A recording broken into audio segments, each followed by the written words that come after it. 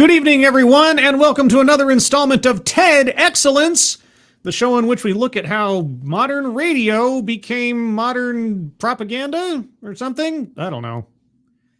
You'd almost think I don't write these things ahead of time. And I come to you live from Crater Valley on the moon with Dog Cat Fox, a Pepperjack, and all of you. Good evening, everyone. Welcome again to Thursday. Terrifying Thursday. Yes, we return once again to the wonderful world of off-brand TED Talks for education and enlightenment. I call it a perpetual migraine.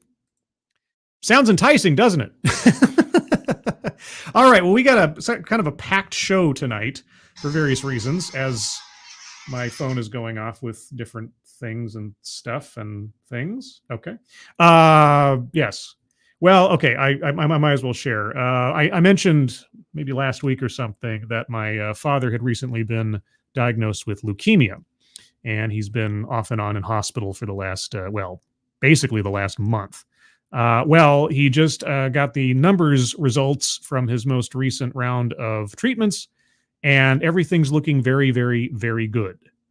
There's still a couple of things left to come back, but now the family is texting back and forth congratulations and everything. So if my phone goes off again in the near future, I apologize, but it's all for the better. So there's that. Next, before I forget, and before we get into everything else, somebody's having a birthday today. It might be Den Mother Keeverdam. It might be. Actually, it is. So Keeverdam, I hear it's your birthday. And so this one's for you. And a 1 and a 2. Happy birthday to you. Happy birthday to you. Happy birthday, dear Keeverdam. Happy birthday to you. Happy birthday, Keeverdam. Thank you so much for all of your help over the years, really. And always providing the links to the GoFundMes, which I'll get to momentarily. But before I get there, let me say some hellos. I'll try to get to as many hellos as I can because there's a whole lot of you here. And I'll try to do it, but we got a lot to do tonight. So if I miss anybody, I apologize in advance. Noah Asensio, hello. You're ridiculous lunatic. Hello. JB, hello. Adabisi, hello. Advocatus Diaboli, hello. And of course, Keeverdam, hello. And Keeverdam, as always, thank you so much for providing the links to the GoFundMes. Those are pinned at the top of the chat box, everybody. Please take a look at those when you can for our friends Moonshock, Natalie, Angela Arriaga, James Colley, and Rhonda. If you can donate to those, please do so. If you cannot, that's fine. But if you can share those out on social media, that would be appreciated as well. Thank you so much ahead of time. Mike R., good evening. Tony Giff, good evening. Let's see, who else is here? Random American, good evening. As we go down the list here. Tack Alpaca, good evening to you. The Best Remy, good evening. Shell D, good evening. Derek LaRue, thank you, Derek LaRue, as always, for your continued support and generosity. Really do appreciate it. Hope you're having a good evening and hope you enjoy the show. Jam, good evening. Lurking Gopher, good evening. Tier Alexander, the Scourge, good evening. Who else is here? Funtime Bats, good evening. Misinformation, good evening. Robert Pincus, good evening to you. Ryan R., good evening. Non-Vitae Rex, good evening. Ost San, good evening. Keldrig, good evening. Jamie Melquist, good evening to you. Shadowclaw, good evening. The Blakester, good evening. Who else is here? Fostonia, good evening to you. John Trioxin, hello. And anybody else before I completely bomb out here? Angelverse, good evening. And I think that, Spoonie the Rebel, good evening to you. Kiro Soldier, good evening. Rotten Corpse, good evening to you as well. And, Keeverdam, thank you so much. That's very generous of you. Birthday is tomorrow, for the record. Also, my uncle was improving, but then relapsed, and now he's improving again. Hopefully his heart won't stop for a third time. Well, fingers crossed, knock wood, and hope for the best for your uncle. That's no fun. My family's been through a bit of the similar situation with my father the last month or so. So I'm hoping your uncle pulls through. Thank you, Keeverdam, and happy birthday ahead of time. Okay, so tonight is a special TED Excellence. I don't know if you know that. It's because it's reacting to current events. Yes, it's a very timely TED Excellence. Why is that? Well, within the last week or so, the CEO, the new CEO of NPR was named. And this person is a known quantity in the world, I guess. Her name is Katherine Maher. And prior to being the CEO of NPR, she was the CEO of Wikimedia. Wikimedia is the organization that kind of oversees Wikipedia. And so when this happened, there was some drama because several of her previous statements and tweets and interviews and presentations, such as the one we'll be looking at tonight, suddenly became relevant. And everybody was wondering, well, what kind of philosophy or mindset is going to be at the top of a news organization? Even though NPR is classically known for being very, very left-leaning, how left is it going to be leaning now under this leadership?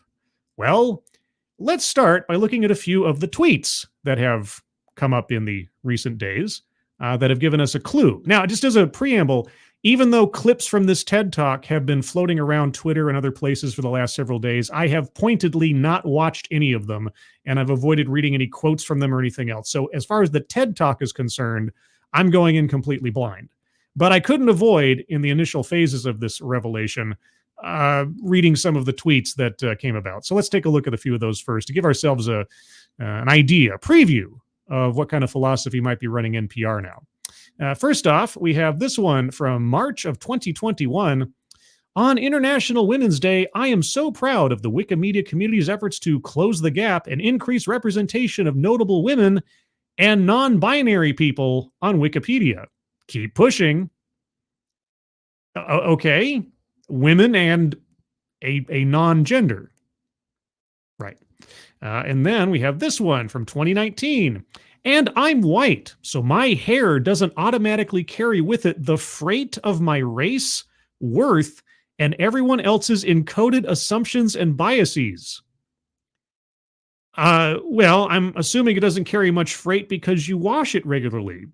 But okay, your hair. Hair equity, everyone. Moving on.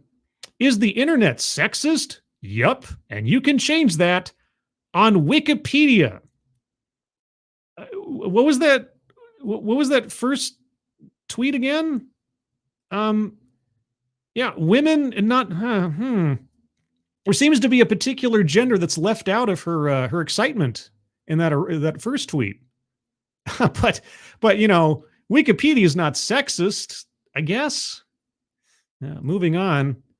I know that hysteric white woman voice. I was taught to do it. I've done it. It's a disturbing recognition. While I don't recall ever using it to deliberately expose another person to immediate physical harm on my own cognizance, it's not impossible. That is whiteness. Yes, Katherine Maher, subtly, unconsciously guilty of talking in her own voice, defined by her skin color, I guess. Sure. And lastly, lots of jokes about leaving the US, and I get it. But as someone with cis white mobility privilege, I'm thinking I'm staying and investing in ridding ourselves of this specter of tyranny.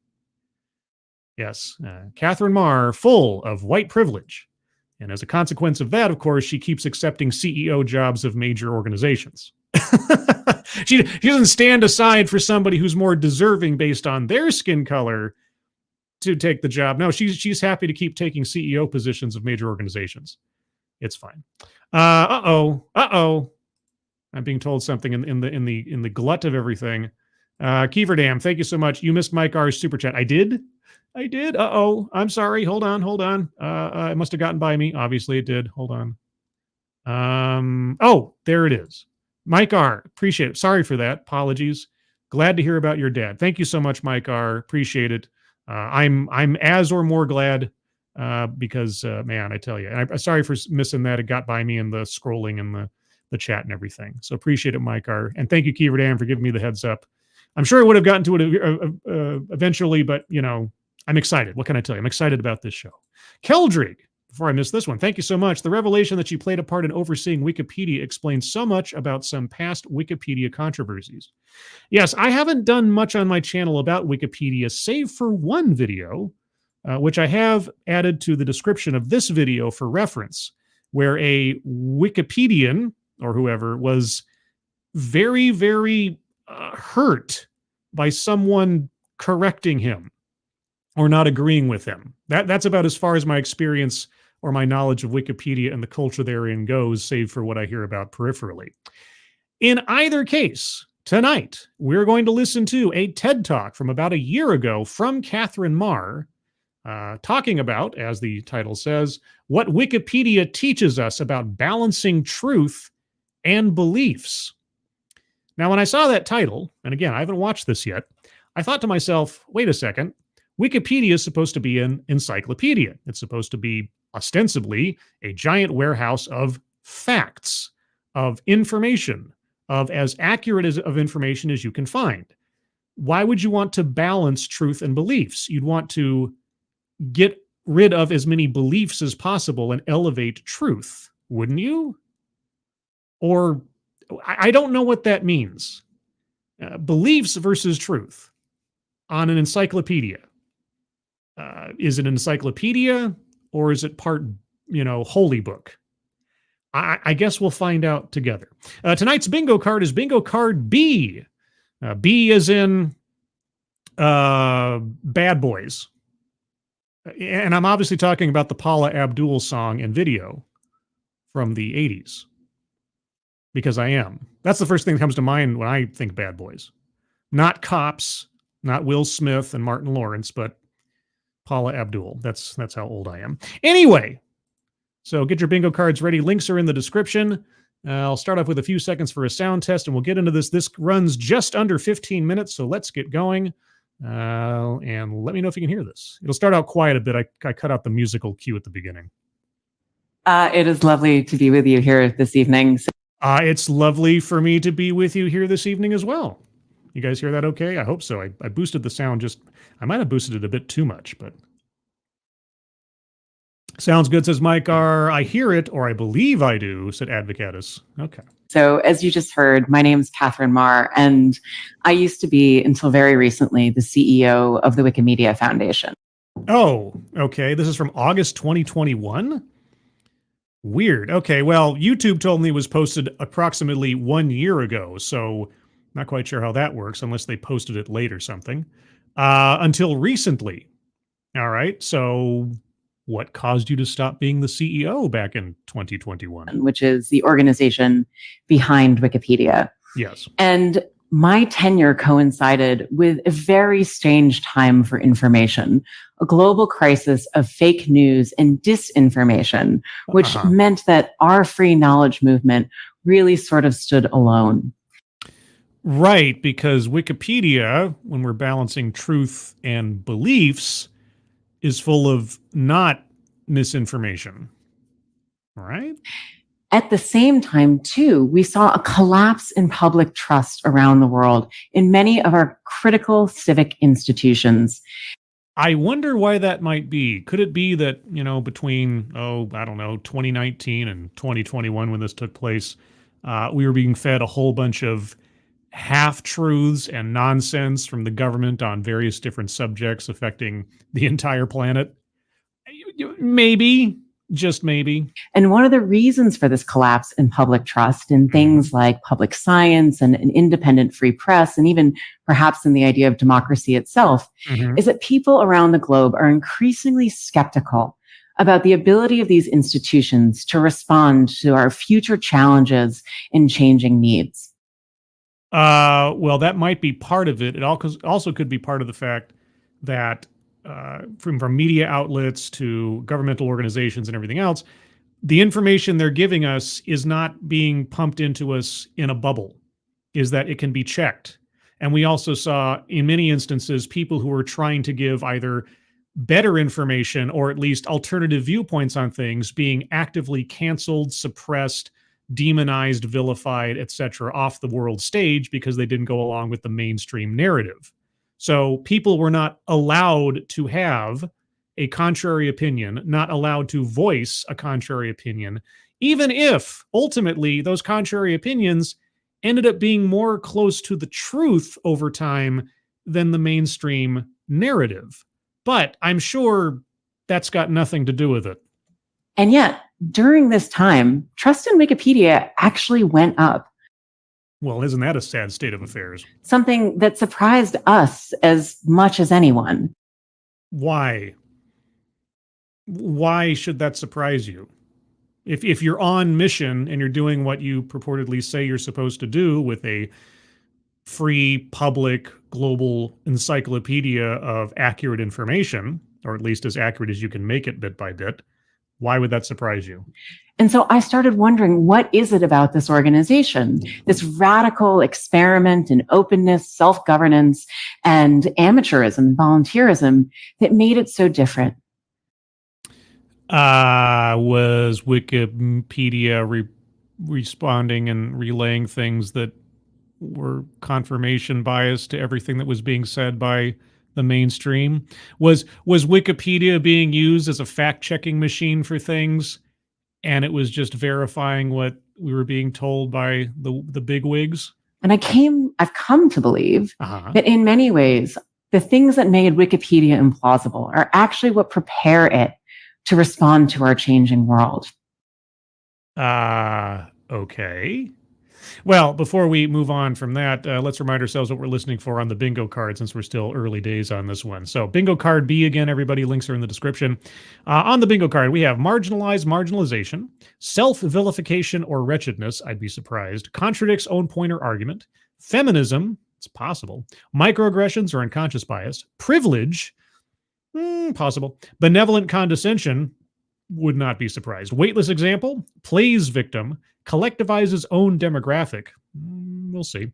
Economic disparity, argumentative non sequitur, attempt to coin new buzzword or buzz phrase, a list, mind reading or assumes motives, patriarchy, anecdote that probably never happened, diversity, equity, and inclusion, white supremacy, childhood or family anecdote, systemic/institutional, leaves out vital context, sales pitch for product or service, Wikipedia.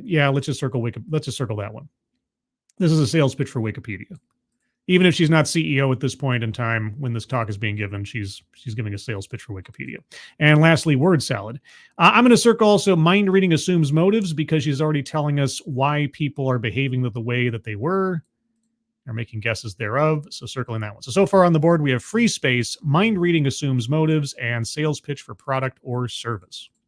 And make it a place that people love and trust. Mm-hmm. And so one of the things about it, of course, is that it is edited entirely by volunteers. Right, which is always a sketchy, proposition. Ordinary people from all over the world. Mm-hmm. All of the decisions about encyclopedic content and organizational policies take place in a transparent and open fashion. Do they? It all depends on the mindset of the person. And again, if you're curious about at least one example of a mindset behind a Wikipedian, I did a video several years ago, links in the description, where this person talks about their personal ego, even though that's not what he's saying, that's what he's talking about when it came to setting rules and guidelines for Wikipedia articles. But here's the thing. Yes, Wikipedia is being prepared by volunteers, not certified experts in anything necessarily, and so on. So Wikipedia is a giant grain of salt in the first place, but it's advertised otherwise. This means that Wikipedia can continue to change as the world changes around it, integrating new ideas and new perspectives. Sure, but new ideas and perspectives that hone in on the truth, not beliefs, right? But I think one of the most critical things that I found really important is that its model pushes us to work together into deliberation and into conversation, so that the end result is something that most of us feel is reasonable and fair. So a quasi-democratic process, you'd say. Now, easy enough for some things, like articles on animals with fraudulent diplomas.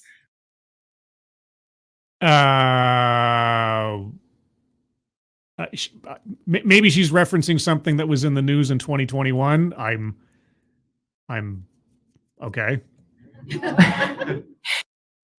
Does anybody know what she's referring to? I'm sure I knew of it at the time, but a lot's happened since August of 2021. Which is a real article on Wikipedia. But what about the hard things, the places where we are prone to disagreement, say politics and religion? Well, as much as possible, if you're going to be an encyclopedia, you give a full and robust recounting of both sides on a subject without giving any additional editorialism or commentary. Well, as it turns out, not only does Wikipedia's model work there, it actually works really well. Okay, examples, please. Because in our normal lives, these contentious conversations tend to erupt over disagreement about what the truth actually is. Well, something that has demonstrable facts behind it, for the most part, right? It's not opinion.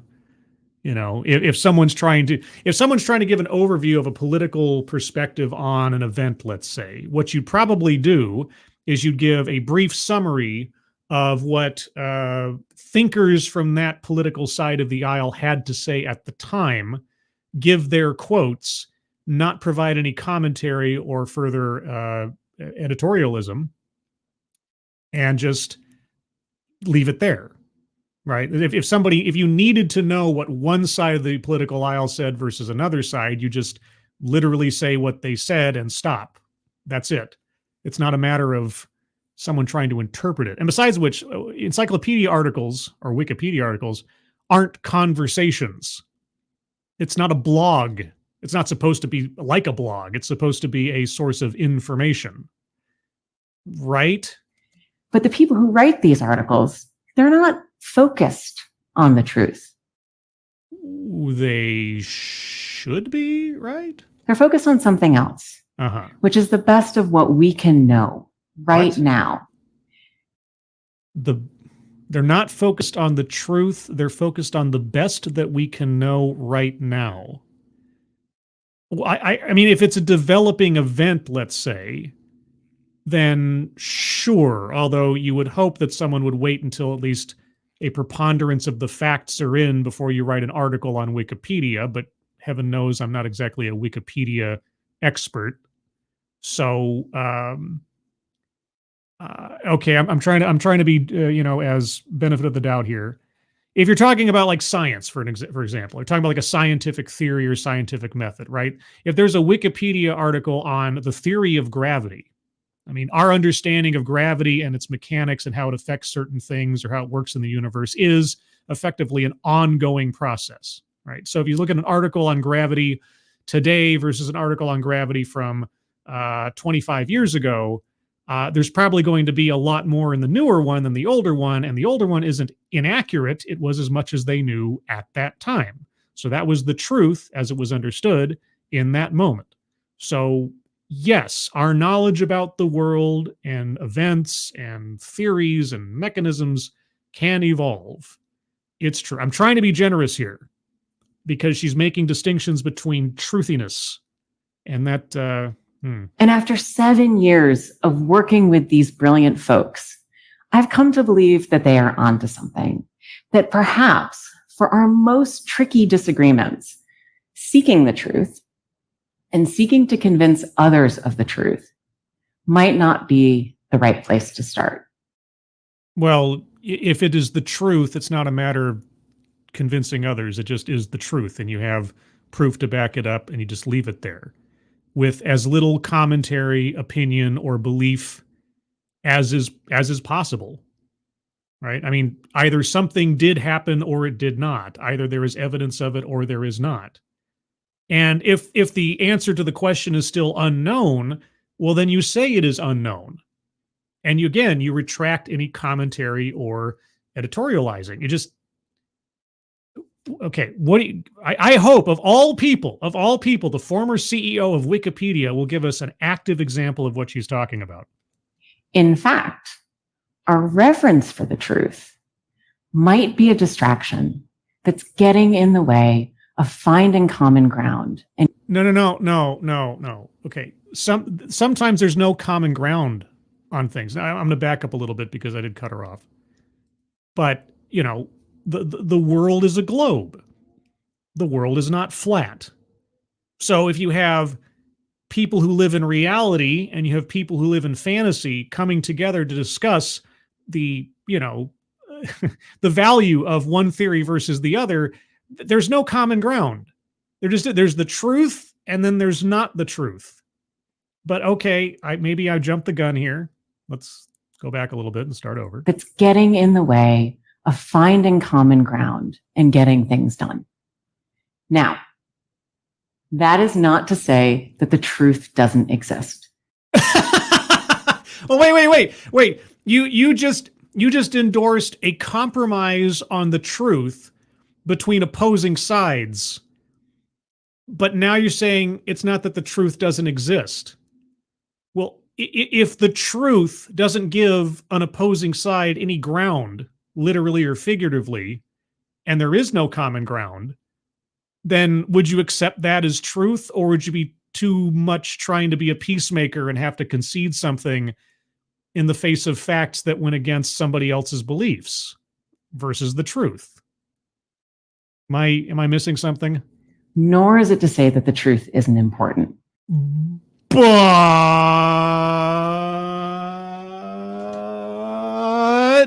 clearly the search for the truth has led us to do great things, to learn great things. But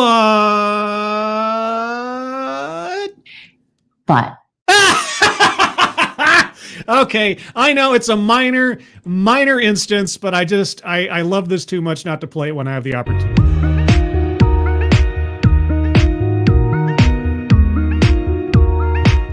Oh boy. Okay, here's the but. It's not to say that truth isn't real. It's not to say that we shouldn't seek out truth. But I think if I were to really ask you to think about this, one of the things that we could all acknowledge is that part of the reason we have such glorious chronicles to the human experience in all forms of culture is because we acknowledge there are many different truths.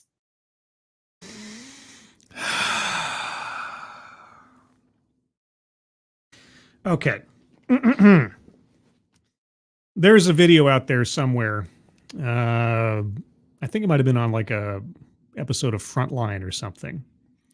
I'm reaching back into my memory. I think it was dealing with the O.J. Simpson trial, another timely reference, where it's a very old experiment. They had a whole bunch of like law students or something in a lecture hall, and the professor's up there talking about something. And then all of a sudden, out of nowhere, a guy runs in there wearing a blue shirt and brown pants, and he's holding a banana or something, and he runs around, he does a couple of things, and then he runs out of the room. And then everybody in the classroom's like, what? And then the professor starts asking people, okay, I want you to write down exactly what you saw and exactly what you saw that person do. Don't talk, don't say anything, just write it down and start passing the papers forward. And of course, a thing actually happened, right? There is a truth as to what happened. And you have multiple different perspectives on it based on who was paying attention when and what they remembered, and et cetera and so forth. It doesn't change the truth of the matter, even if you have multiple perspectives and conflicting theories on it. Okay, either it can be backed up by fact or it can't. Some things have a truth that can never be known.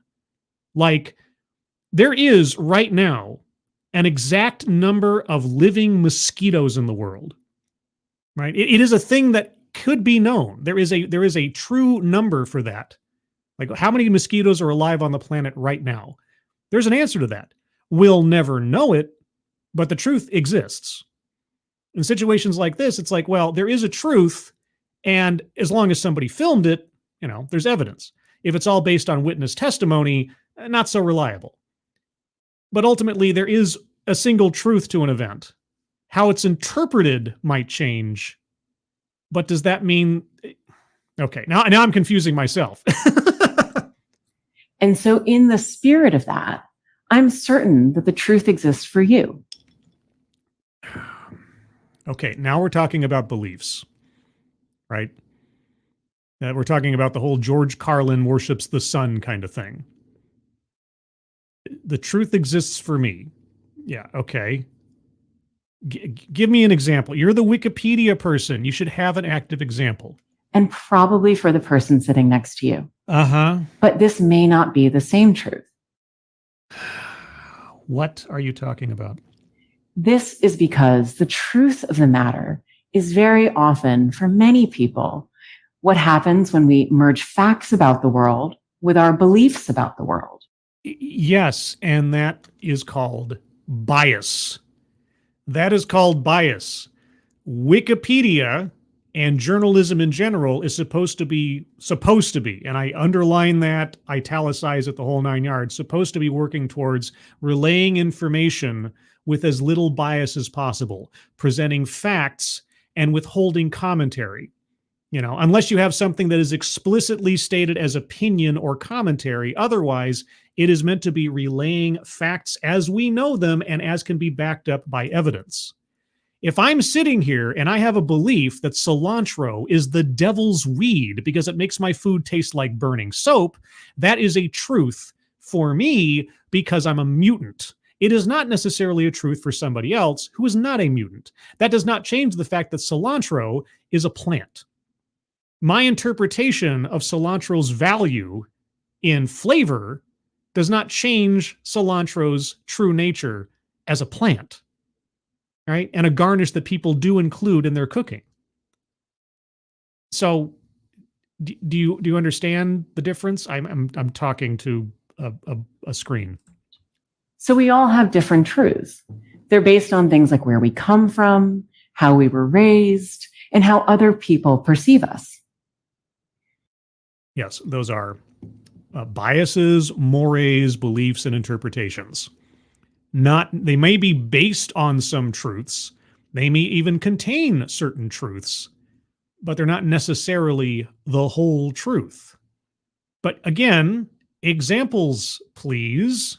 Now, you and your neighbor, who's probably a reasonable person.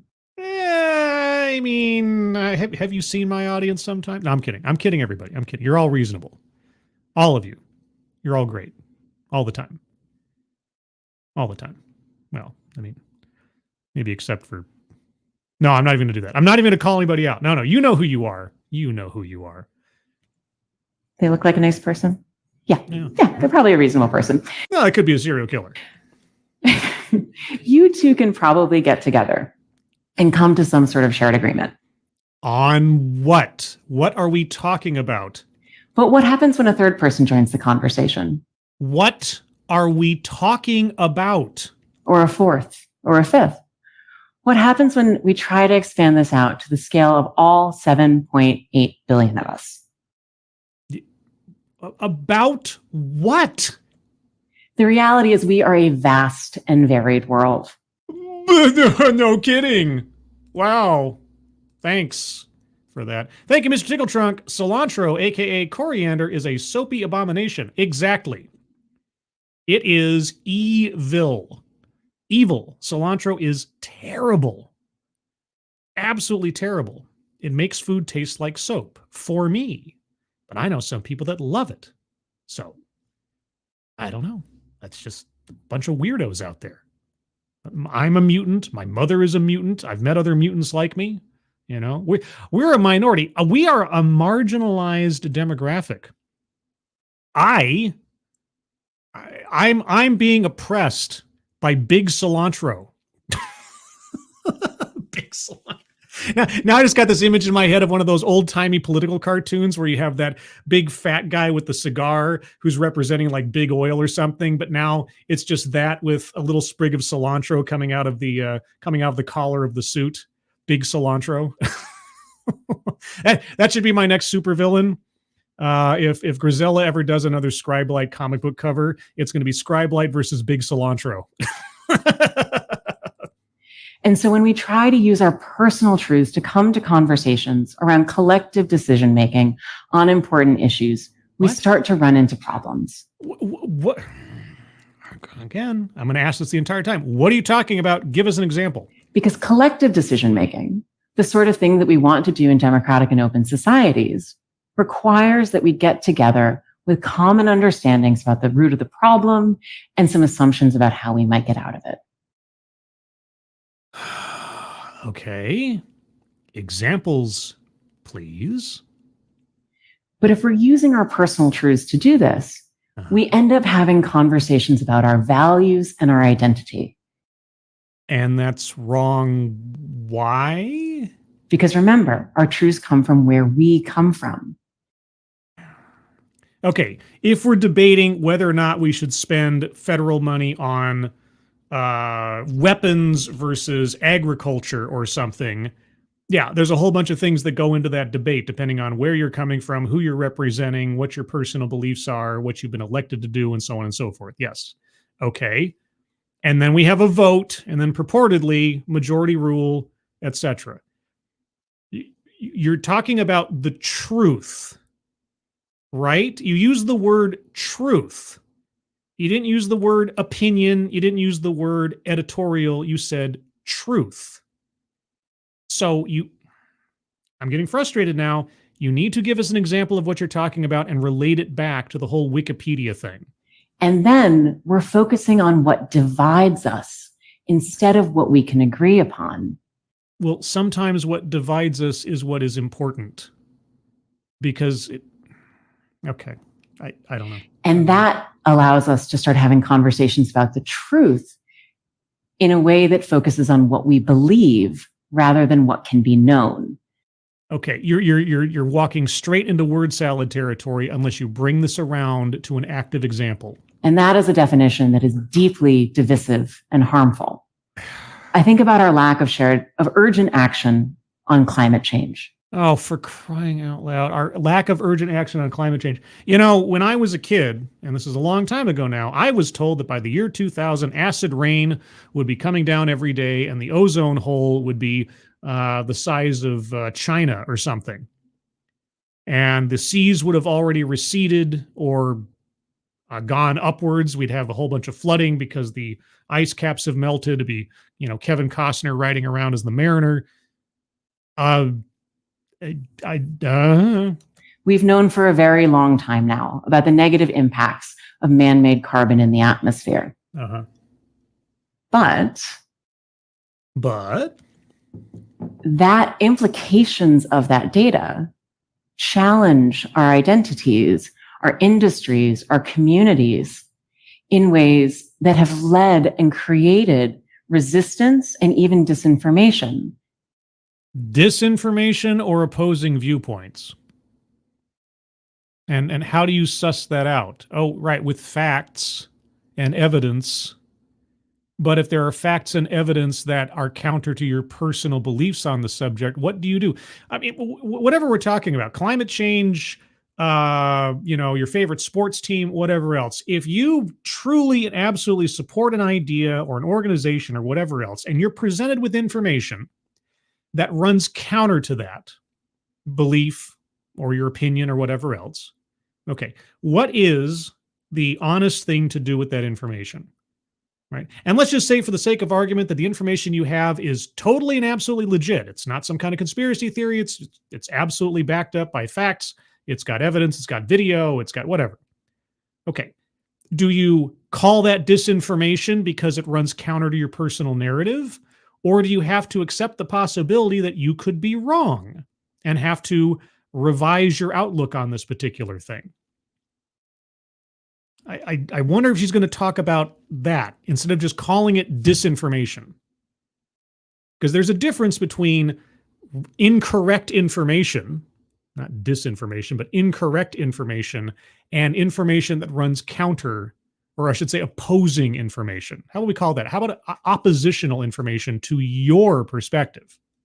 And the resulting public debates about the truth of climate change have prevented us from taking specific and concrete actions that could mitigate the harms to us around rising seas, increasingly deadly waves of heat and cold, and powerful storm systems.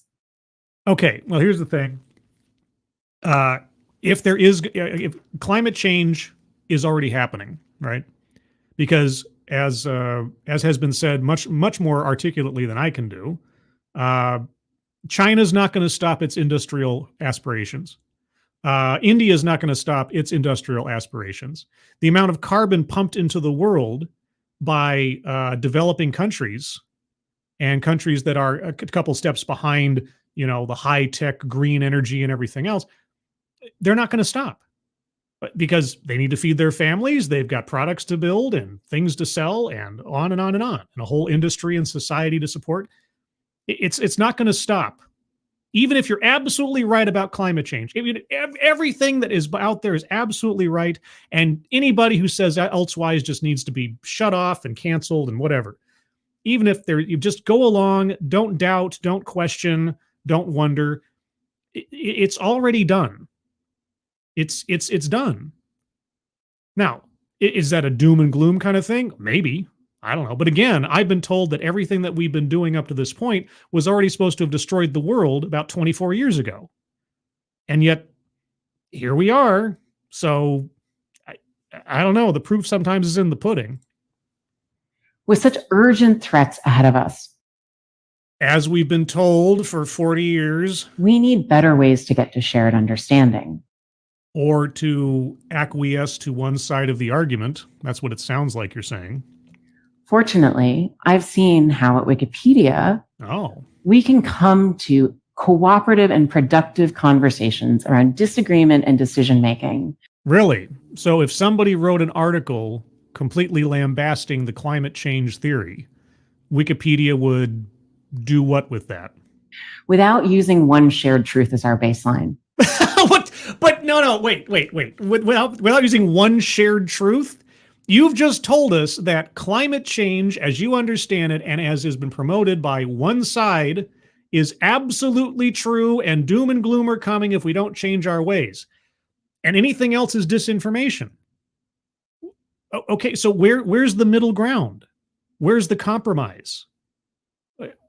You talked about common ground earlier. Okay, where do you find common ground with somebody who is skeptical, or at least questioning the totality of everything that's been said about climate change?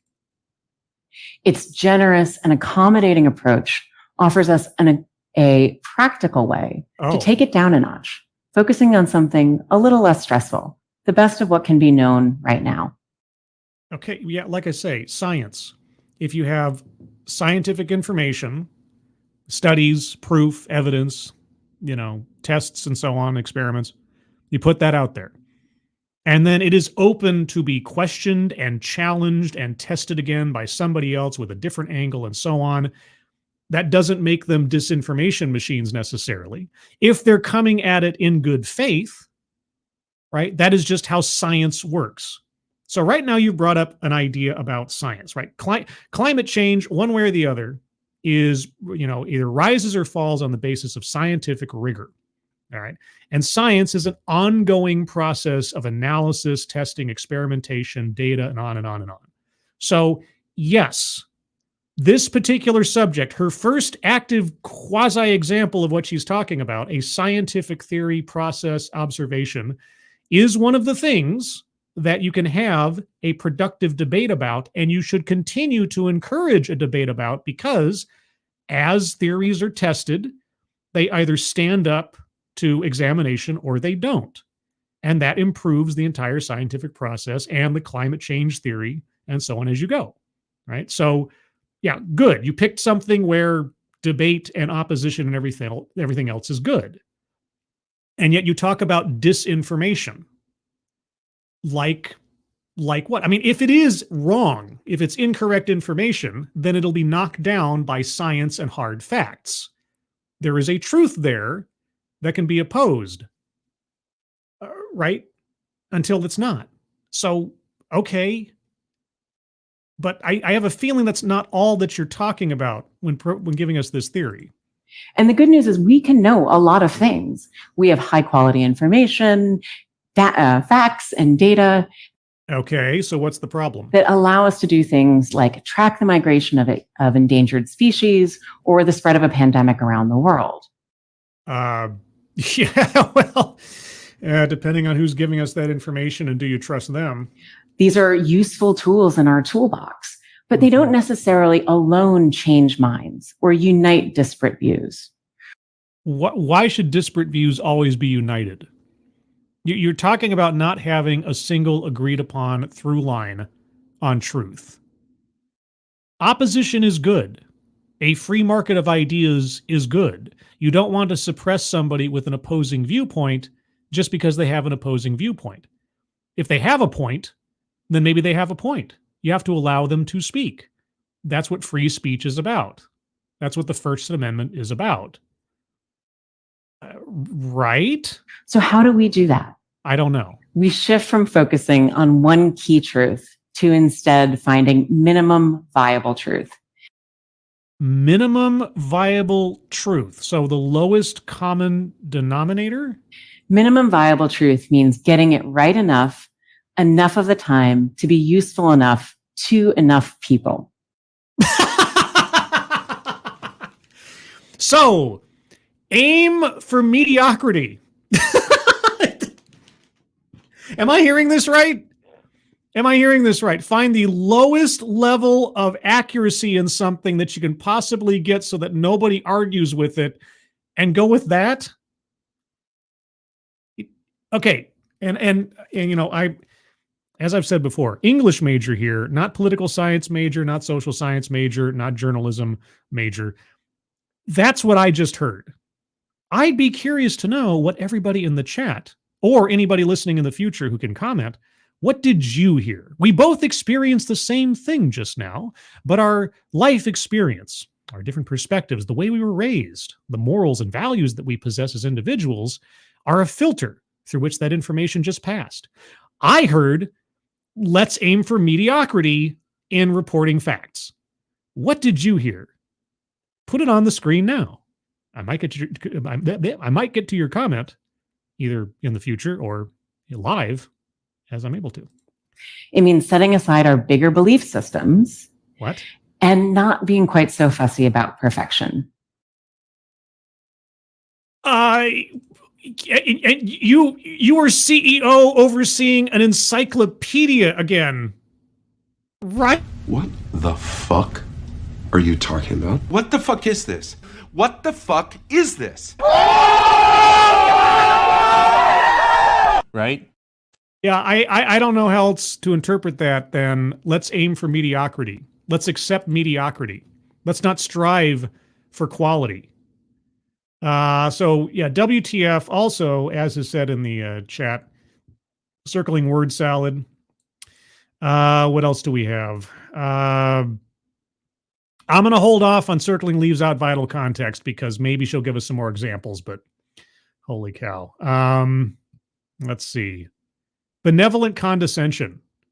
Yeah, we need to stop aiming like as someone who was in charge of an encyclopedia, and now as someone who's going to be in charge of a gigantic media and journalism news organization, we need to aim for mediocrity. Okay. Contradicts own point or argument. Gonna circle. Well, actually, no. She hasn't contradicted it so far. She's just basically said, lose this whole truth thing. Let's go with half truths, common ground, lowest common denominator.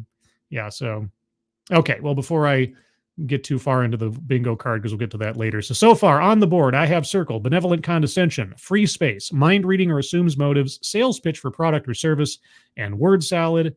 I'm sure there's others I could circle right now, but we'll get to them shortly. And this idea of minimum viable truth is actually a tremendously forgiving idea. Of course it is. It's because it requires no real critical thinking. It requires the active dumbing down of the people involved and the people consuming the information. If I am interpreting what you're saying correctly, and admittedly, I might be biased. Which is one of the things I love about it the most. It recognizes our messy humanity. It acknowledges space for uncertainty, for bias, and for disagreement on our way to the search for the answers. You know what this reminds me of? it's a very abstract, so I apologize if I'm losing anybody. This reminds me of the argument for math equity.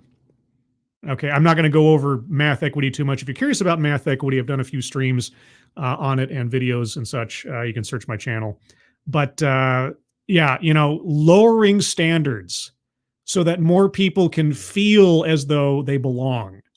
That's kind of what I'm hearing. So one thing you may not know about Wikipedia is that it actually assumes that we are all biased.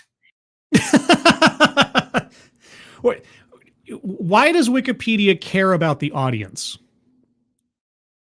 I go with me here for a second. Why should Wikipedians care about who's consuming the data, the information, right? If your goal as a living encyclopedia is simply to provide facts and evidence and quotes and truth and citations and so on, it doesn't matter how smart, how dumb, or whatever else your audience is. You relay the information as it sits. Can that information change or be modified over time? Sure. If you have an article about an unsolved murder, and then 3 months later it's solved, obviously things are going to change. And that's perfectly fine. But why do you care about who's reading your stuff if your mission is to relay accurate and truthful information in an encyclopedia? It is the reason that you are not supposed to write articles about yourselves, because there's an inherent conflict of interest. Can any of you truly be neutral? No one can truly be neutral. That's why you strive for objectivity. But I mean, people write autobiographies all the time, and autobiography implies that it's going to be biased. So you know what you're getting into, unless it's a Wikipedia article and you can't tell who the author is. About how brilliant and remarkable you are? Oh, don't worry. I'm not going to be putting that in the article. I didn't think so. Yeah. But when we are forced to defend our biases, when we are forced to go into the data and the citations and really engage, grapple with the intellectual struggle that comes from meeting up against other people's biases. Okay. Okay. Let me revise myself here a little bit. It feels like she's talking more about what goes on behind the scenes at Wikipedia than what the average Joe Schmo consumer is seeing on a Wikipedia article, right? On the forums, on the blogs, or whatever else. And this also relates back to the video I did a few years ago now, where this Wikipedian goes on a bit of a, let's just say, passive progressive tirade about being challenged or corrected in his own work as a Wikipedian. Link to that video again is in the description. If that's what she's talking about, then I suppose this makes a little bit more sense. But then the ultimate goal is to have an article, an entry on Wikipedia that is as much rooted in objective truth as possible, and not trying to cater to the possible biases of the person reading it. Right? Our horizons can expand, and we can get to new and better understandings about the world. How does this work? Okay, great. All right, tell me how this works. Well, in 2019, a group of researchers released a study looking at how Wikipedia writers take on the most contentious and difficult topics. All right, such as? And what they found was that the system actually works really well. These are some of the best articles on Wikipedia. Such as? And many of them are written by people who fundamentally disagree with one another. Many of them are? How many is many? What are you talking about? They also found something interesting, which is that the more that these polarized contributors engaged in conversation, the more balanced and productive their contributions became. Oh my gosh, sort of like democracy, sort of. But you weren't talking about coming to a balanced recitation of facts or perspectives or whatever. And again, I don't know what you're talking about. Aside from climate change, you haven't given us an example. But what happened to that whole whittling everything down to the lowest common denominator of truth again? Which means that Wikipedia may be one of the only places on the internet where disagreement actually makes you more agreeable. No, that is up to the individual. I've had plenty of conversations on Twitter. I had conversations back in the day on LiveJournal.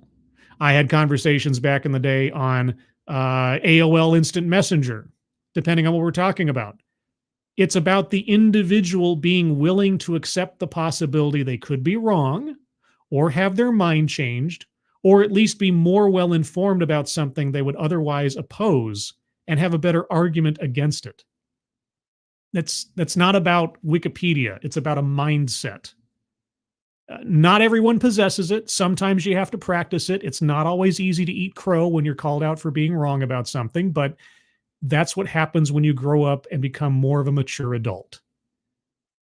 Don't pat yourself on the back too hard there. Now, I knew instinctively this is true. Wait. You knew instinctively this was true. You want to tell us about biases again? Because I've seen how productive friction can really get us places. Oh, but only on Wikipedia? How mistakes and debate actually brings people into the conversation. Really? Obviously that's such a rare thing. There wasn't anything like, what's a subject I go off on all the time? Oh yeah, the civil rights movement and the act thereof, where you had decidedly polarized views on certain things, but then eventually, because of debate and rhetoric and action and everything else, things improved. A compromise was found that helped out people. Yes, of course, we've never seen this in history before. Only in Wikipedia do you ever witness such a coming together of opposing minds. You don't sit back when you disagree with someone because engaging offers you the chance to shape the public record. Maybe,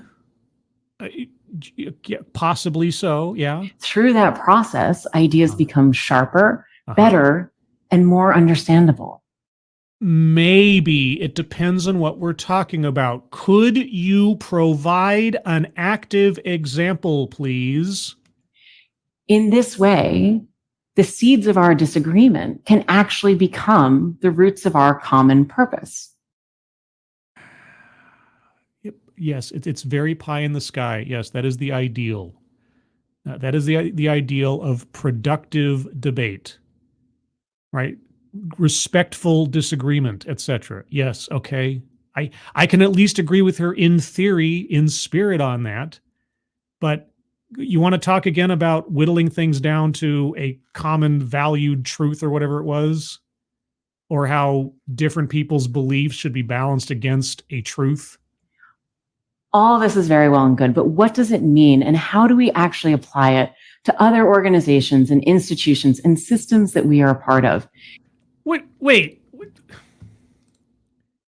Respectful disagreement, productive conversations.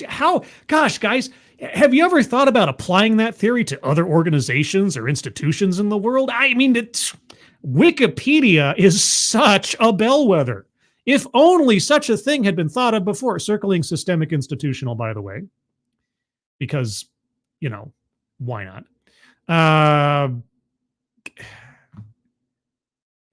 I don't, this lady needs a ladder to get off her high horse. In order to increase trust and reduce polarization and perhaps get some important things done. You just told us we don't want to reduce polarization. You just told us of the benefits of opposing viewpoints coming together and productively debating things. Okay. Did I already circle it? Did I already circle contradicts own point or argument? No. Okay. Circling contradicts own point or argument.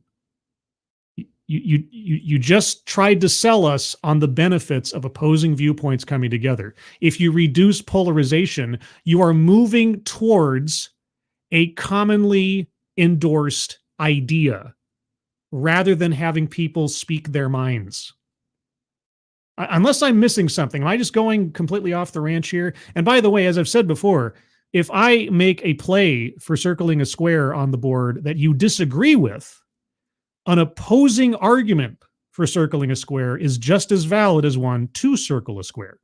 Okay. Well, I've already talked a little bit about productive friction, the good kind that makes our ideas better. That is possible because of a few things, notably clear rules and strong community norms. Okay. I mean, I have seen structured Oxford-style debates before that are very productive. So, sure, I'm trying to extend the benefit of the doubt here. Clear rules help us engage on the substance of the issue rather than debating the identity of the author.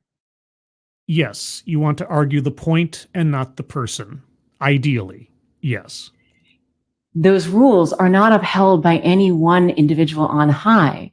They're actually maintained and uplifted by the entire community. So we all have a shared sense of responsibility for success.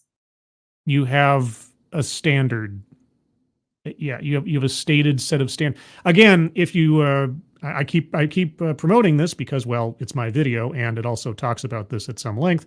There's a link in the description to a previous video I did on a Wikipedian talking about some of this stuff and what goes on behind the scenes. So yes, there is a set of standards for what qualifies to become a Wikipedia article, and it is community endorsed and enforced.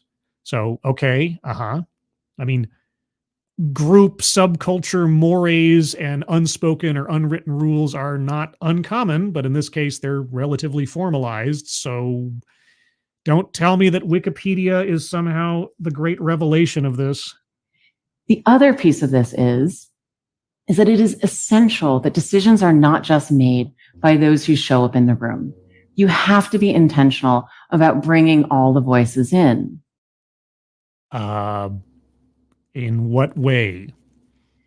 When Wikipedia first started, the majority of its authors were Western white men. Oh no!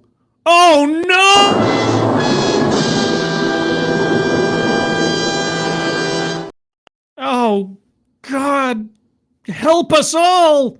Which led to some really significant biases and gaps. Because obviously all Western white men think alike. Okay, circling white supremacy on the board. All right. So is there a better truth that comes from a multitude of skin colors? In the types of articles that were written and the slant of those articles. Right, because white Western men all think exactly the same, which is why Joe Biden and Donald Trump are exactly on the same page politically, philosophically, morally. Yeah. Recognizing this by being intentional about undoing some of these systems that were actively excluding people.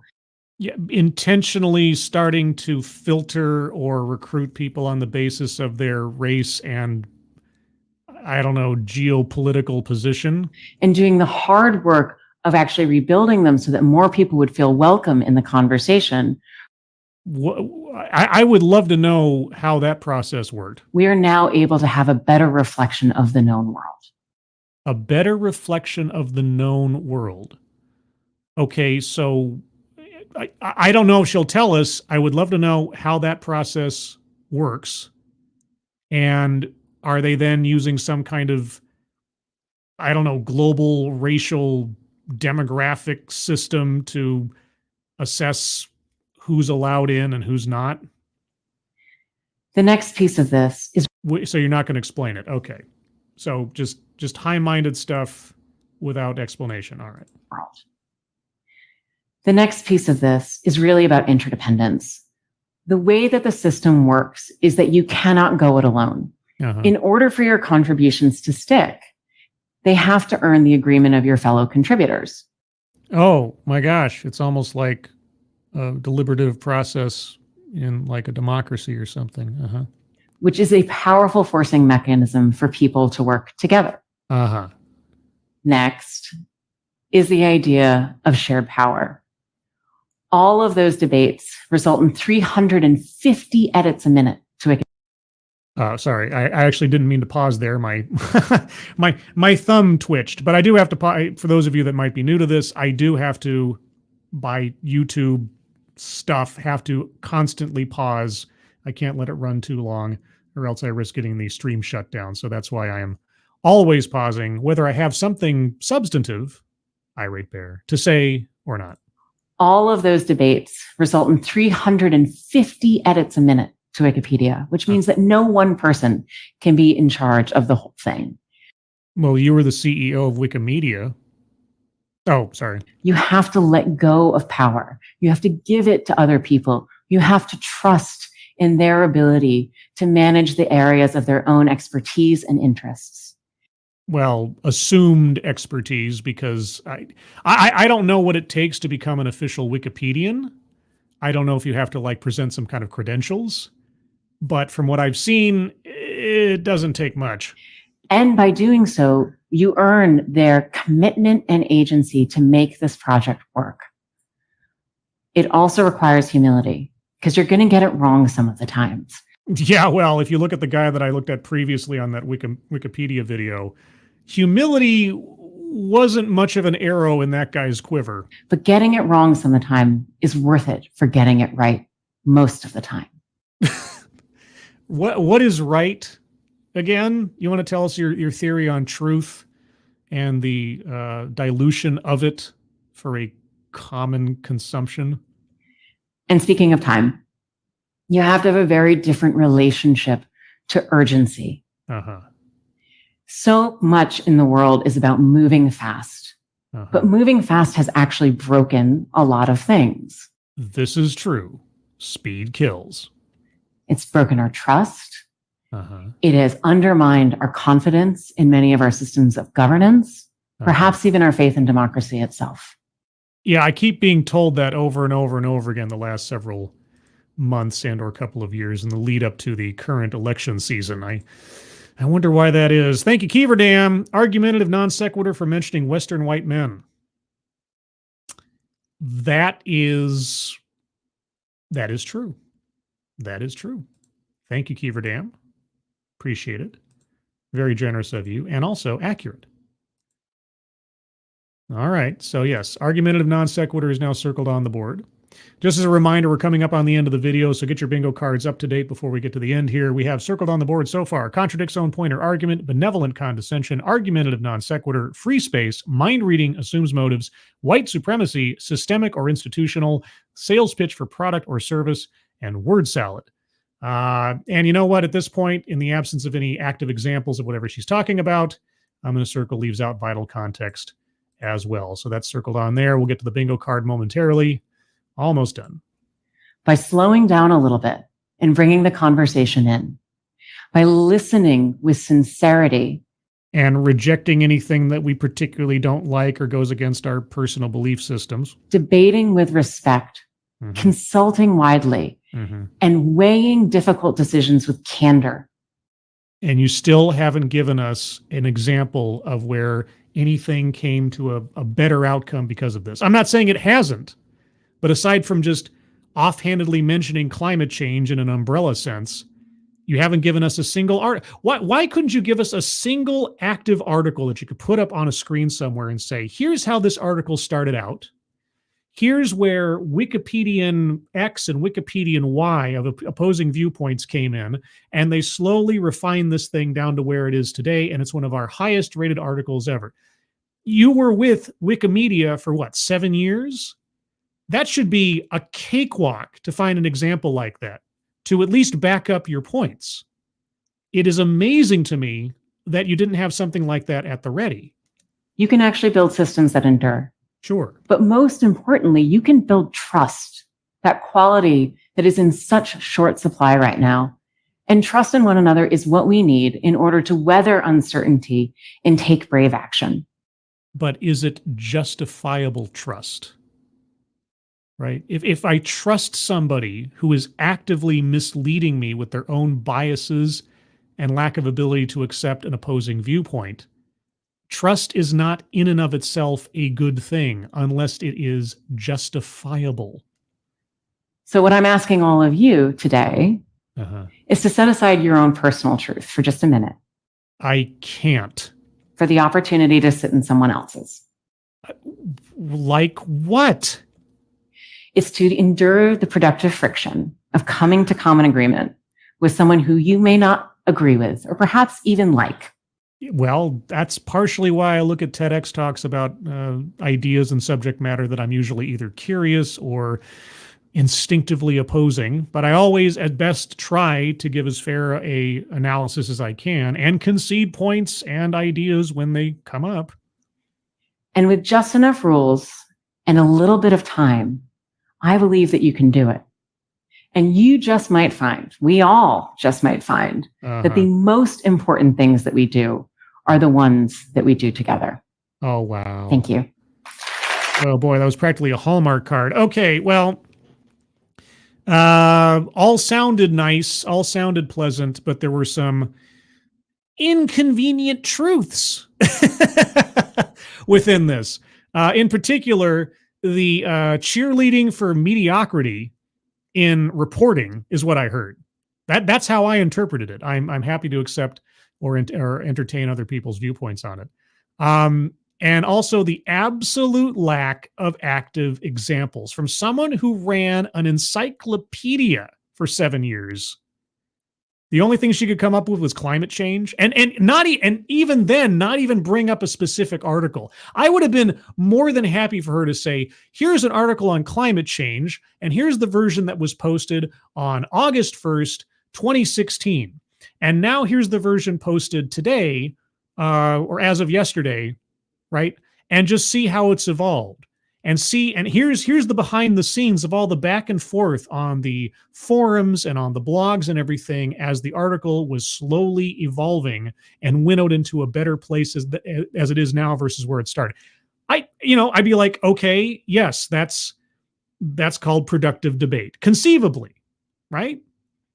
But even if you showed me that article and you said, here, it's more robust and it's better now than it was when it started, my first question would be, what are the credentials and expertise of the people who wrote this thing? Because since Wikipedia is completely volunteer, there could be absolute novices or yahoos in there. And why should I trust them? Just because the article looks better, it is better? See, that's where that whole skepticism comes in. I don't have to trust you just because you say, trust me. It's called a trust me story. Anyway, I could go on, but let's move on to the bingo card. If you have arguments for squares yet to be circled, hold on to them for a moment. I'll get to you momentarily. I'm going to go over the card one more time by myself, see if I left anything off that's obvious, and then I'll get to you guys momentarily. Okay, marginalization. Yes, because in the argument against we only had mostly white Western males on the Wikipedians, we were leaving people out, etc. So obviously, self-vilification or wretchedness. No, at no point did she use herself, as far as I can tell. Well, somebody's got to argue otherwise. She used herself as an example of the problem, whatever the problem is. Feminism.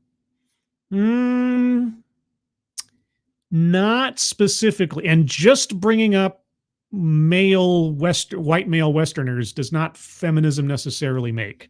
I need something else. Microaggressions or unconscious bias. Yes, I think, seeded throughout this was an argument against bias, but she did bring it up. Unconscious or otherwise, personal truths and so on. Privilege. Again, you could imply, I'll leave that. Somebody else can bring a weightless example. Climate change. In the context of what she was talking about in opposing ideas coming together, she didn't even give us an example for the sake of Wikipedia or just in general of how opposing ideas on climate change arrived at a more accurate or quote unquote better result. So why bring up climate change if you're not going to use it all the way? Plays victim. Can't say she ever did. She really didn't talk about herself too much, except for mentioning her job experience with Wikimedia prior. She never really talked about herself. Collectivizes own demographic. She never brought up women or white women or not. Yeah. So, or I don't know what other demographics might apply, but no. Economic disparity. No, not that I recall. Attempt to coin new buzzword or buzz phrase. No. A list. Yes, she gave us steps or things that Wikipedia, etc., could teach us, the next thing and so on, without giving any examples, of course. But that was more or less a list of points. Patriarchy. This one I will circle because white men were running Wikimedia or Wikipedia prior to that, so that's a kind of patriarchy. Anecdote that probably never happened. Did she give us any anecdotes? No, never named a specific individual or anything else. I don't think so. Diversity, equity, and inclusion. That was ultimately the point of whatever she was talking about, to be intentionally inclusive and intentionally this and that and the other thing. And so there's that. And as a consequence of that. Ooh, that's a bingo. Right? Yeah! Our first bingo. And lastly, childhood or family anecdote? No. She never talked about herself growing up or otherwise, just her job. So that'll certainly prevent us from getting a blackout. But now it's your guys' time. If you've got an argument for a square yet to be circled, put it in the chat now. If I missed it because it's scrolled up or something, just repost it and I'll try to get to it. Killer Turnus. Been a while, Scribbles. Missed this madness. Back to the beginning for me. Well, Killer Turnus, I will admit, that is a name. That's a name I've not heard in a long time. Very long time. Well, thank you for visiting. If you're going back to the beginning, maybe you'll miss this, but hello. Nice to see you again. Hope you're doing well. And thank you so much. That's very generous of you. Hope you enjoy the show. All right. So scrolling up a little bit. Who shall we go to first? Advocates Diaboli her examples were mostly weightless and that she never actually told us what the examples she was using were. That's true. Already circled weightless examples, so that's fine. Guy in his room, NPR, DEI, ESG, maybe 3-letter acronyms are the problem. Well, then you might be interested in JEDI or Bridge. They're adding more letters, or DEBI. I'm still waiting for DEBI, but they keep calling it DEIB. It's such an easier sell if you call it Debbie and you get a little cartoon mascot of a pleasant little lady or something. I'm telling you. Advocatus, she collectivized all of us, human being as a demographic, and she collectivized us more than a few times. I know that she used the word collective. Does that count? That's not a Is that too general? I mean, just saying human beings, that would be such a... I don't know. I might need to put up a poll on that one and get some collective input on that one. Advocate is just spitting them out. Mentioning Western white men was part of her point as to why more people being involved made something better. It was a dumb point, but it tied in with what she was saying in its own way. Well, yes, it's true in that dumb way. But of course, it also assumes then that, white Western males have a shared perspective or a monolith, which, but I don't need to explain that to you. You know that. Let's see. Keldrig. Well, technically speaking, the anecdotes never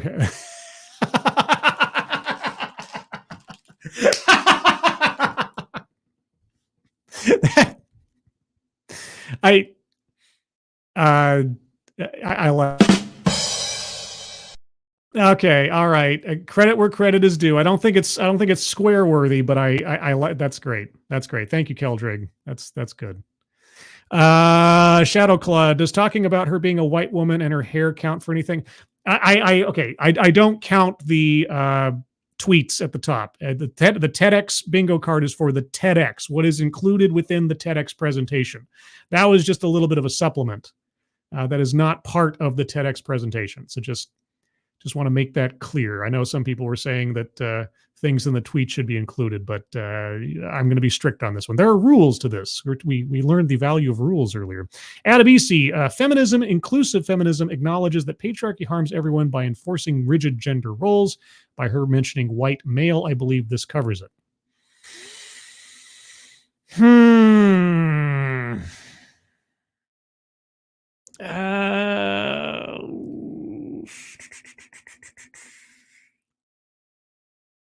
If she'd played it up more, if she'd mentioned something else, if she'd said, if in response or in follow-up to that, she'd said something like, now Wikipedians are represented by X percentage of women, then maybe I'm a little iffy. That might be a bit of a stretch. I know where you're coming from, but I'm bound by what was actually said or presented in the talk. So if somebody wants to second Adebisi on that with their own argument, or Adebisi, you want to add something to it, maybe, but I'm leaning towards no. You ridiculous lunatic. Climate change is an anecdote that never happened. Leftists have been screaming end of the world for a long time, and they just push the goalposts. Eventually, it is inevitable.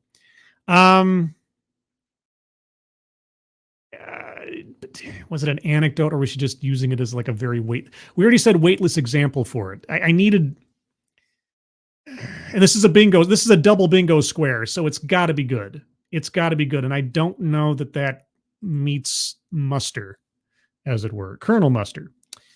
But I'm happy to entertain further arguments. Advocatus, I am arguing that her mentioning white men was not non sequitur. Oh, I see.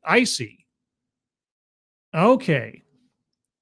Oh, right. Oh, I apologize. I misunderstood. This just doesn't happen very often where someone opposes a circled square. Okay.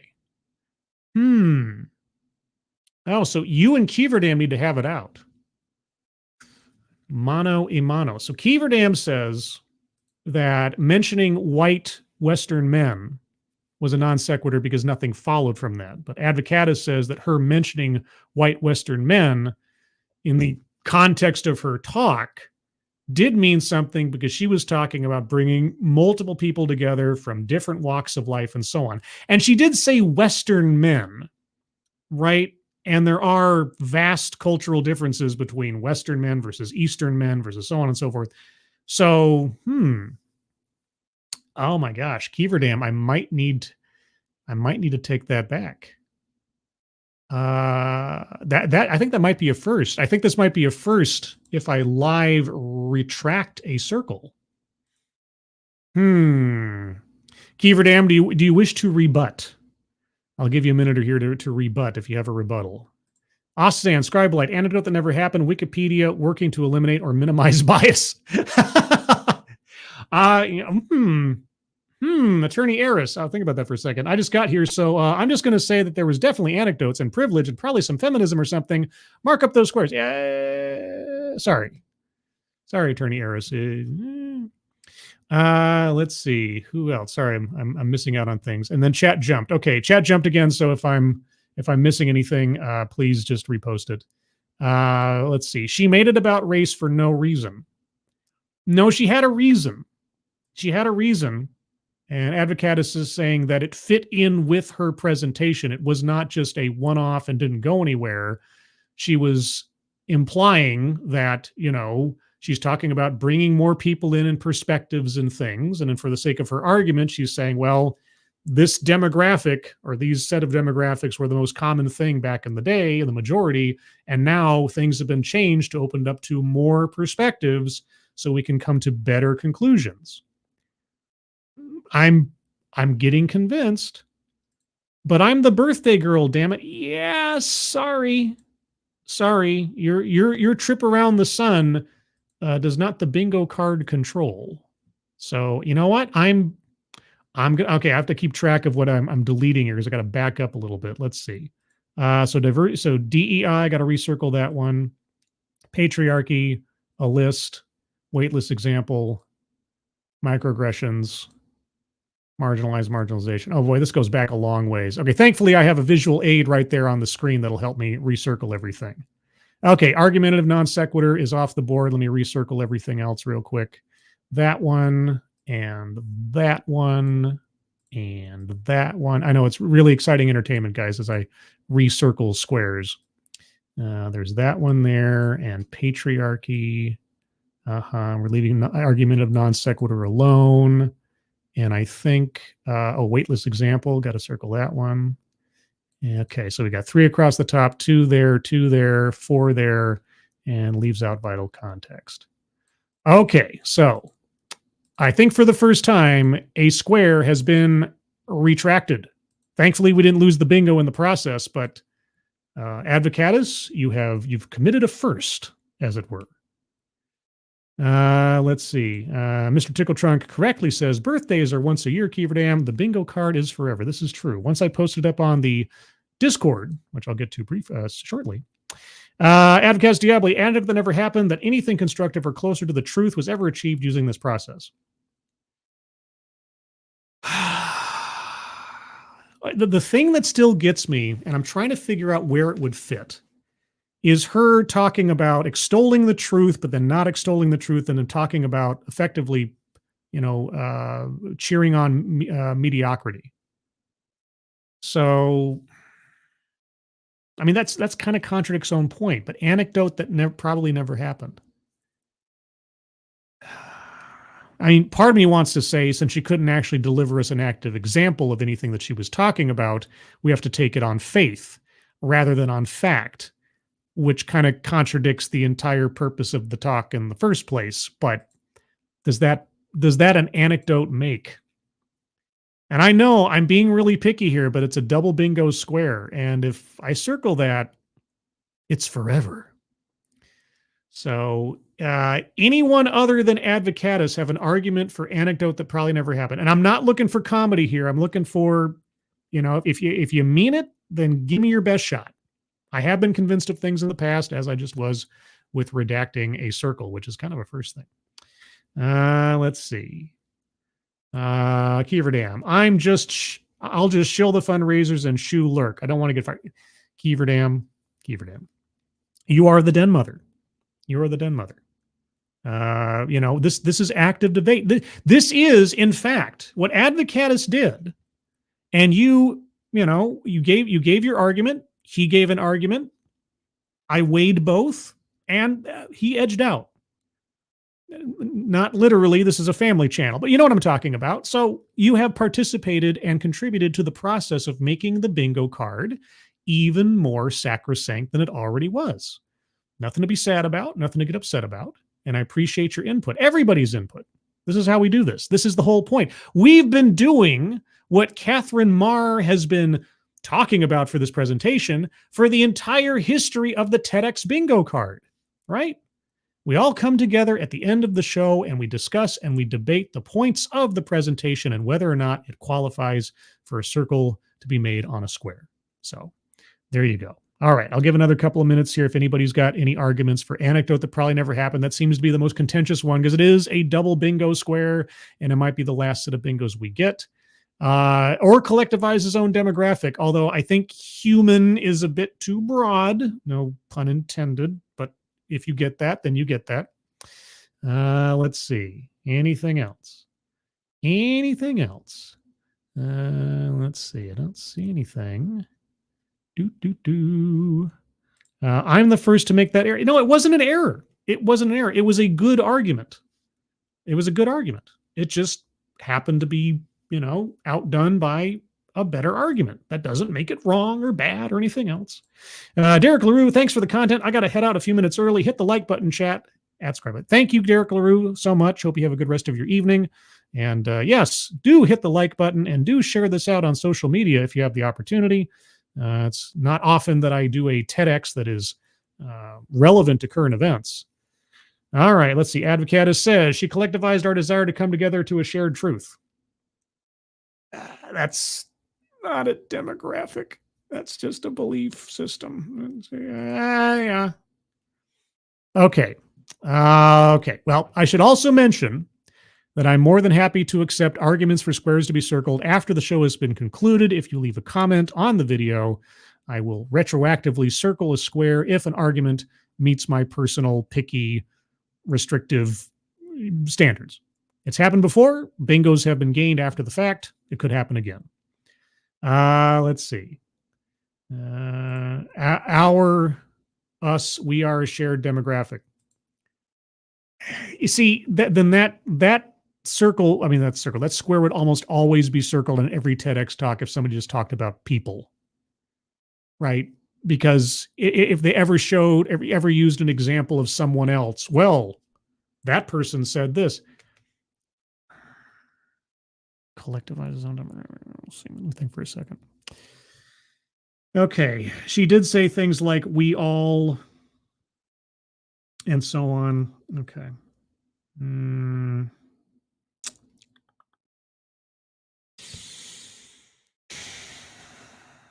Yeah. Okay. All right. Anecdote that probably never happened is a tougher sell, but collectivize. Yeah. Okay. All right. All right. You know what? I'll concede. I'll concede that in the course of the presentation, in the fullness of the presentation, she was trying to bring everybody to a common truth, a common agreement. Okay, spreading out the contributors and okay. All right, you know what? I concede the point. There. Bingo. What? Of course! Okay. All right, I'll give you that one. I'll give you that one. Now, for anybody listening in the future, anecdote that probably never happened is skating uphill. It's going to be a tough one. It's a double bingo square. It's got to be something really good argument. She didn't really give us any anecdotes per se, like nothing that was like, confined, could be verifiable, something that sounded too good to be true, and then they all clapped kind of thing. That's usually what we're looking for. Simply mentioning climate change does not an anecdote that probably never happened make. Maybe there's something in there, but the whole thing was so bereft of specific examples. I'm not quite sure how you get there. But that being said, we are at the hour and a half mark, a good time to start wrapping up. So I'm going to do that now. Apologies to anybody who I've upset by not circling anecdote that probably never happened. But again, you still have the opportunity. Leave a comment and an argument therein. A couple things before we go, some housekeeping. First and foremost, I have a Discord server. Did you know that? If you didn't, well, now you do. And if you do, you can join it. Just click on that link that I put in the chat right now. You'll find yourself on the landing channel called Say Hello. And in addition to saying hello, you just need to give the secret word. The secret word will tell me that you actually watched the stream and have thus earned the right, the privilege, the entitlement to join the Discord server, and also that you're not a bot. And today's secret word is anecdote, because you wouldn't have expected that, right? It's like the Spanish Inquisition. So just say hello, anecdote, and I'll know that you watched the show and can join the Discord server. Beyond that, what else we got going on? Oh, I am planning on doing a part 3 of my series on the Bridge organization tomorrow, Friday, at a time yet to be determined. It'll be not exactly an ambush stream, but it'll be at a time probably in the morning-ish for me and probably in the early afternoon for others. But I will put that up as soon as I can tomorrow. I'll be looking at I believe she's the CEO of Sephora or the Chief Diversity Officer of Sephora. I forget exactly at the top of my head. Either way, she's a member of the executive committee of Bridge. And so we'll be looking at her and her statements about DEI tomorrow as we increase our fuller understanding of the Bridge trade organization consultation service DEI cult thing that's going on right now. Let's see. Anything else? Oh, yes, the Sunday stream goes live on Sunday at 8 a.m. Pacific, 11 a.m. Eastern, where I'll talk about a thing. Don't know what it'll be yet. I'll probably decide on Saturday. Beyond that, any other shout outs I wanted to give? So on my scripted video that I recently put out there about the city of Louisville and their questionable hiring practices and things, I just got a comment from a YouTuber that I like who saw it and made a comment. And his YouTube channel is called Morbid Curiosity. Morbid Curiosity does true crime content. I know, it's strange that I would watch that kind of stuff, right? So go check out Morbid Curiosity. He does some great documentaries on different crimes and interrogations and mysteries and things like that. Check out Morbid Curiosity on YouTube. Otherwise, everyone, I want to thank you all for joining me today for this special current events TED Excellence, covering the now new CEO of NPR, Katherine Maher. So we'll keep an eye on that as the story unfolds. If anything else happens with Katherine Maher that might be relevant in the near future that isn't already reported on expertly by other people, maybe I'll talk about it in a Sunday stream or an ambush stream upcoming. Otherwise, everyone, thank you so much for joining me. Moderators, thank you so much for keeping an eye on things, even though everyone here is so well behaved. You have very, very little to do. Everybody who donated, either to myself or to the GoFundMe's pinned at the top of the chat box, thank you guys so much for your generosity. Really do appreciate it. On the way out, be sure to wish Keeverdam a happy birthday, because it is her birthday tomorrow. not today, but tomorrow. And other than that, everyone, I hope you have a good rest of your Thursday. It's still Thursday. Hope you have a good Friday ahead of you and weekend as well. I hope you're all safe and well. If you are not well, please get well soon, and I'll see you on the next one. Take care. Bye-bye.